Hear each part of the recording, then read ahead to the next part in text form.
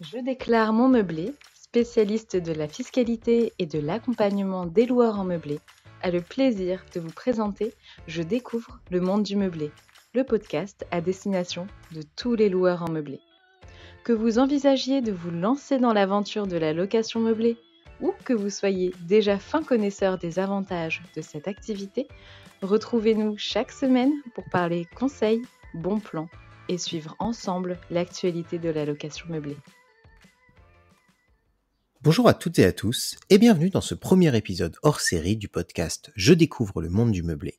Pour cet épisode en grand format, nous allons nous livrer à l'exercice, ô combien périlleux pour cette année 2024, de décrypter et d'analyser un thème qui a, c'est le moins que l'on puisse dire, agité le monde de la location meublée depuis le début de l'année, celui de la fiscalité des meublés de tourisme. Nous avions déjà évoqué cette question lors d'un podcast réalisé en tout début d'année, mais force est de constater que, depuis, les choses ont pris un détour pour le moins inattendu. Plongeons donc, sans plus attendre, dans ce que l'on pourrait, dans ces 6 premiers mois de l'année 2024, appeler les eaux troubles de la fiscalité de la location saisonnière. Notre histoire commence en avril 2023, lorsque, sous l'impulsion de plusieurs députés de différents bords politiques, une proposition de loi transpartisane voit le jour, sous le nom de proposition de loi visant à remédier au déséquilibre du marché locatif en zone tendue, ou plus simplement PPL 1176.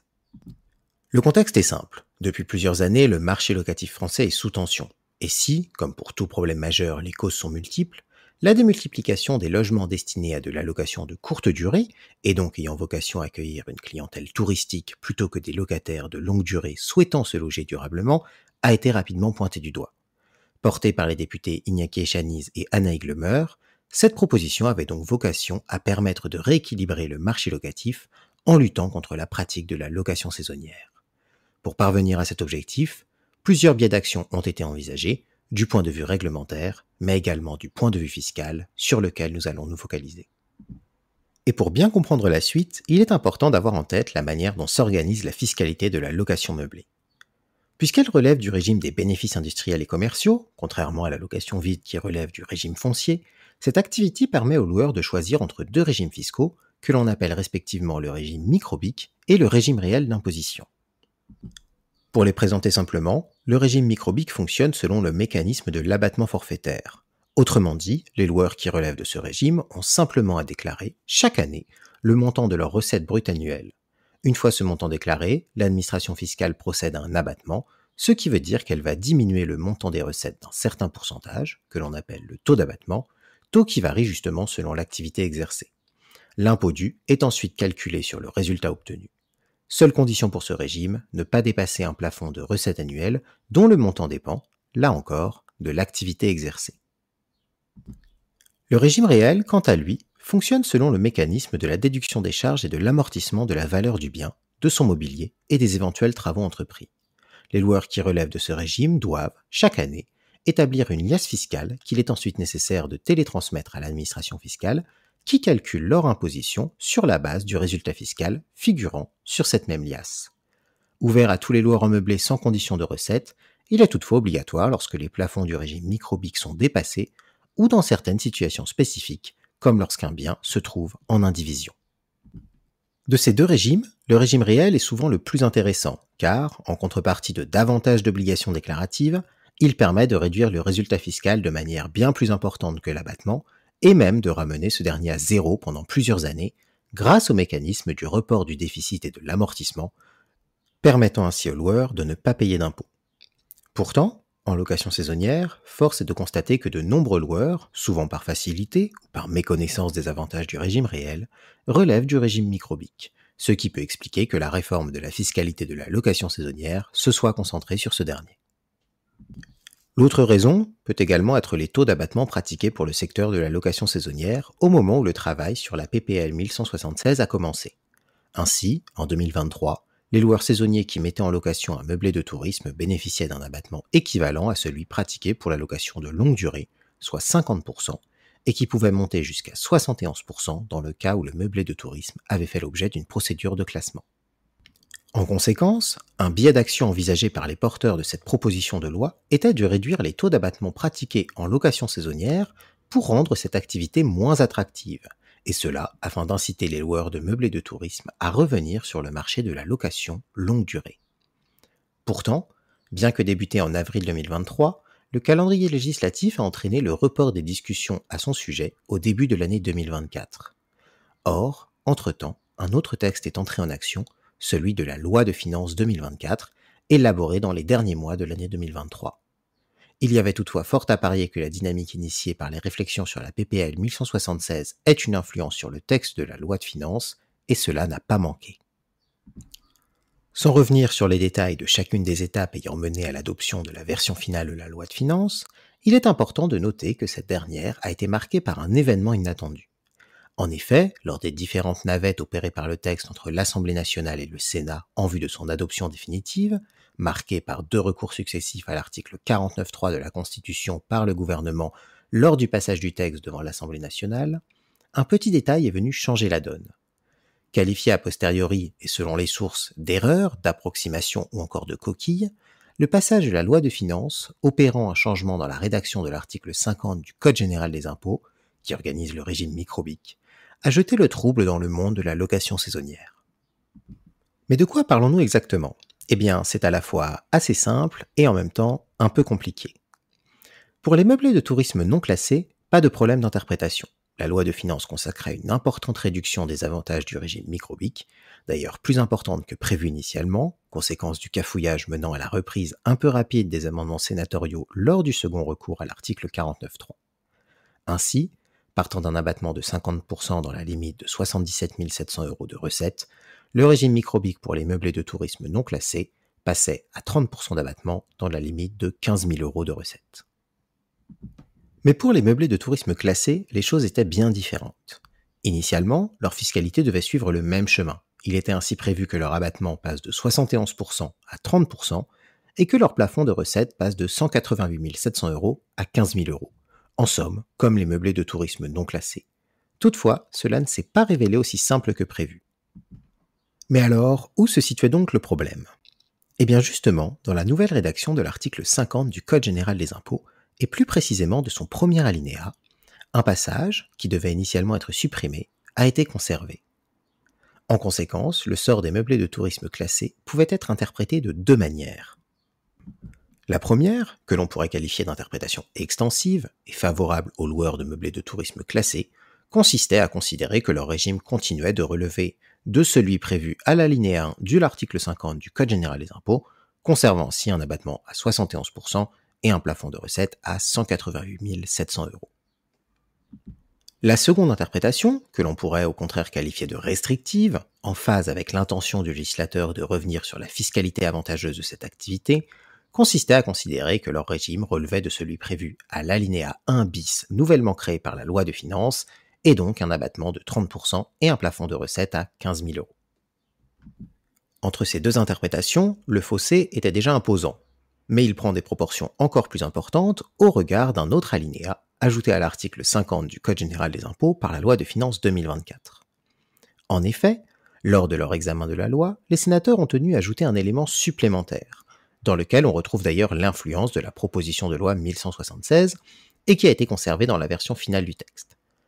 Ainsi, afin de tenir compte des différences du marché locatif en fonction des spécificités de chaque territoire, il était prévu que les loueurs d'un meublé de tourisme classé qui serait situé en dehors d'une zone tendue puissent bénéficier d'un abattement supplémentaire de 21% à la condition de ne pas avoir réalisé un chiffre d'affaires supérieur à 15 000 € sur l'année civile précédente. En fonction de l'interprétation retenue, avec un abattement initial de 30 ou 71%, ces 21% supplémentaires pouvaient donc donner lieu à un abattement de 51% ou de 92%. Mais alors, comment trancher cette question d'interprétation ? Dans les premiers moments qui ont suivi l'adoption de la loi de finances, plusieurs indices pointaient dans le sens d'une interprétation restrictive. Le premier résidait dans l'intention du législateur. Ainsi, lutter contre la location saisonnière par le biais de la fiscalité en ne s'attaquant qu'aux meublés de tourisme non classés pouvait paraître quelque peu incohérent.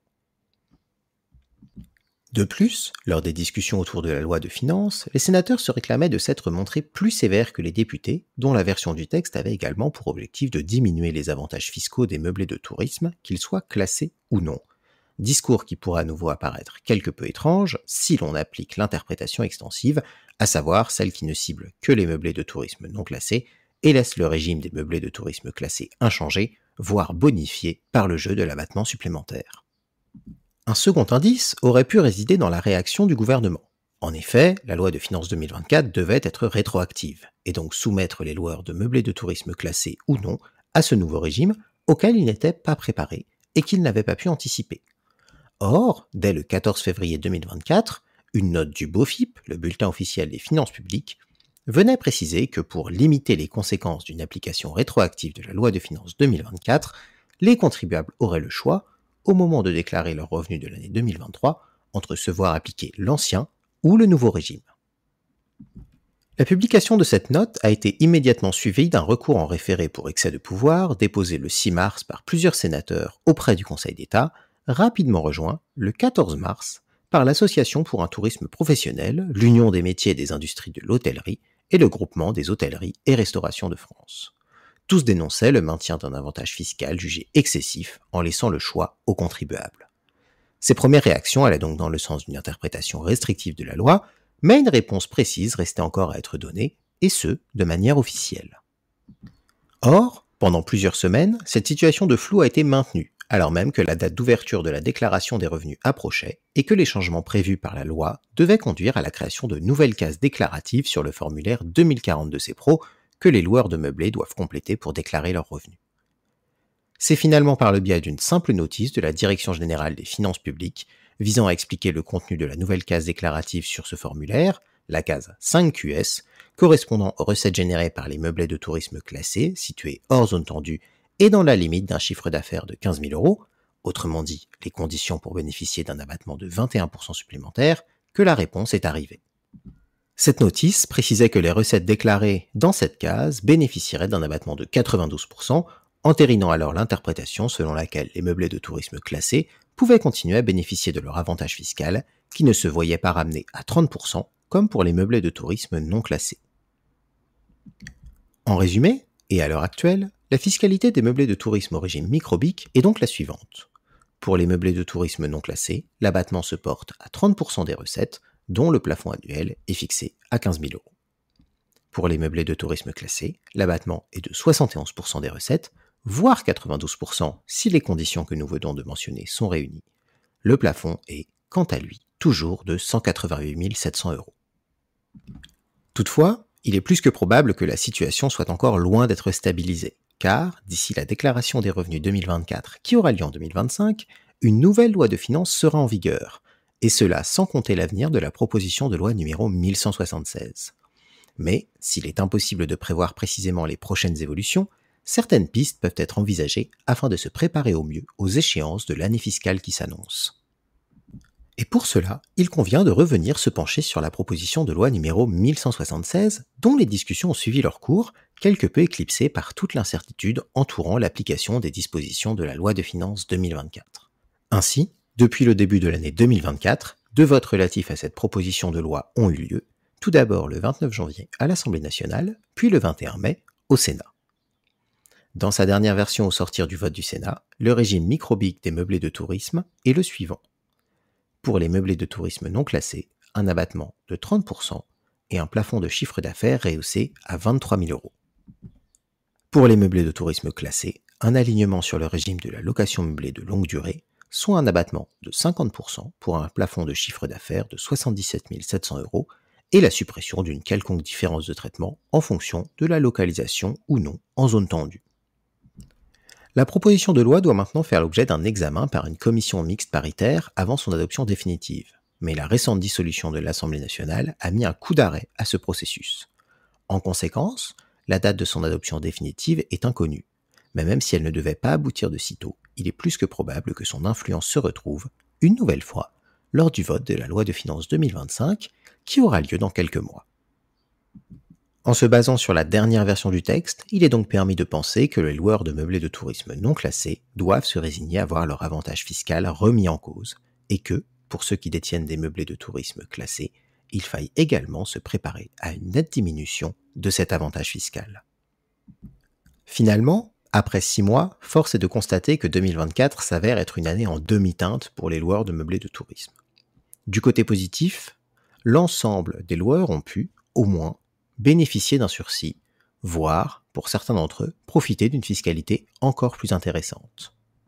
Mais du côté négatif, il n'est pas possible de ne pas relever que l'incertitude demeure pour la déclaration des revenus 2024 qui aura lieu en 2025.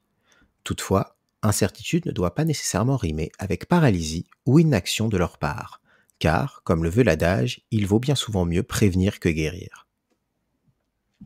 Une première option, pour les loueurs qui le peuvent et qui le souhaitent, peut être de se renseigner sur la procédure de classement de leur meublé de tourisme.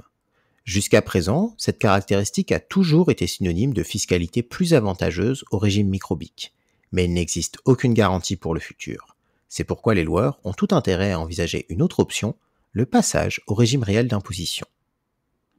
Nous l'avons brièvement évoqué dans les premiers moments de ce podcast, mais il est important de rappeler que ce régime n'a, à l'heure actuelle, connu aucune modification. Or, il pourrait être une garantie de stabilité pour les loueurs, en plus de leur permettre de profiter d'avantages fiscaux importants. Dans ce sens, une bonne option peut être de tester différents scénarios, soi-même ou par le biais d'un simulateur, en évaluant l'impact d'une modification du taux d'abattement sur son imposition. Ensuite, et cette fois-ci en ayant recours à un simulateur, ce qui rendra l'opération bien plus simple, de comparer l'imposition qui serait la vôtre au régime réel d'imposition. À ce titre, il est important de garder à l'esprit un autre point de la proposition de loi numéro 1176, qui est celui de la mise en conformité des meublés de tourisme avec les règles de performance énergétique applicables à la location des meublés de longue durée. Là encore, le calendrier d'application de cette mesure n'est pas connu, mais il se pourrait que des frais doivent être engagés par de nombreux loueurs pour des travaux de rénovation énergétique dans les années qui viennent. Or, le régime réel permettrait d'absorber largement le coût de ces travaux grâce au mécanisme de l'amortissement, ce qui est une donnée à prendre en compte pour l'avenir. Et si, en théorie, la date pour lever l'option pour le régime réel pour l'année 2024 est passée, puisque le délai était fixé jusqu'au début du mois de juin 2024, il est toujours possible d'adresser une demande à l'administration fiscale. De plus, si les changements d'importance sur la fiscalité du régime microbique en location saisonnière perdurent, certains contribuables qui dépasseraient les plafonds de recettes pour la location saisonnière pourraient connaître un passage forcé au régime réel.